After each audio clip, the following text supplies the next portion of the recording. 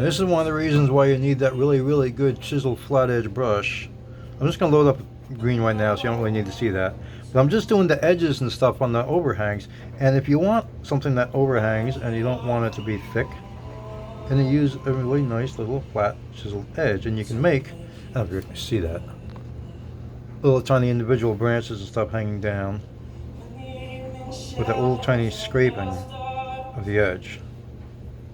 Okay? I don't know if that's really visible or not. It's going to be tough to see. See? Little tiny things like that. A nice little flat edge on it. Same thing here. There's a couple little overhangs here. So I'll just bring them out a little bit. Chiseled edge. Now I'm going to dress up the edge. We're not using liner brushes. I told you the repertoire of brushes that we're using, and I'm sticking with those brushes too, to show that it is possible. I don't use those brushes when I paint. I mean, I do, but those aren't the only brushes I use when I paint. But for the demo, definitely, because a lot of people don't have specialty brushes. I want to show it is possible to do. Yes, I am painting a little bit lighter grass around. It's random, and it's different grass. And it kind of shows the depth of the field. I'm kind of sticking to the edges more too, if you notice. I'm highlighting a lot of the edges. It brings depth, I think, to the piece, and it differentiates between where the water is and where the grass is. I will put an actual coastline in there, but I don't know. And it brings more randomness to grass, rather than painting it one solid color like I used to do all the time in the past. Same thing I'm going to do with this one too. I'm going to bring it up a little bit. Again, I'm going to load that. Loading a brush. When I say load a brush, I mean soak it. Put it in the paint. Here, put it in.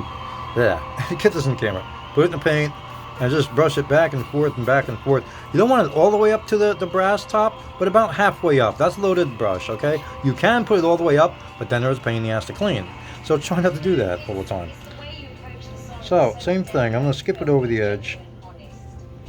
I'm going to pause this right now. Sorry, song ended. Okay, same thing. I'm just skipping it over the edge. I'm going to load it up with green, skip it over the edge. I can see some overhangs of the green grass. So not a lot, just a couple. Okay, and we're going to skim down kind of on the edge. A little broken up down here because there's a bad cliff. Alright, so, and let's blend this out a little bit. It's a little bit much. Okay, and try to stay away from like straight lines. You don't want too many straight lines in it to actually look like it's painted on. So kind of keep it random and curvy and squishy. Swish, swish, swish. Swoosh, swoosh, swoosh, swoosh. Swoosh, swoosh, swoosh, swoosh, swoosh, swoosh. Kind of the same sound I make when I pet my cat, but anyhow. But shushing sounds. Shush, shush, shush, shush, shush. Around broken areas, brighter edges, because it's broken. You can put brown in there to kind of embellish a broken edge.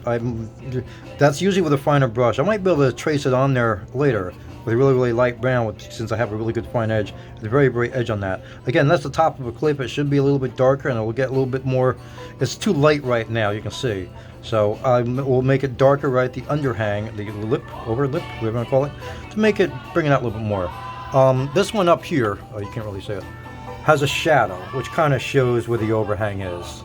It'll get a little bit more of a shadow on the bottom, and probably some water down there. Again, a coastline to really bring it out.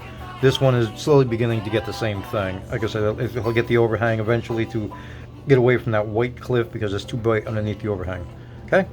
Usually the face of it, where it's curved, that'll be lighter, and then it'll be a little bit dark at the bottom because dirt piles up, and dark at the top, of course, because, again, dirt is overhanging and there's a shadow. So, that's that. That's the lesson in grass for today.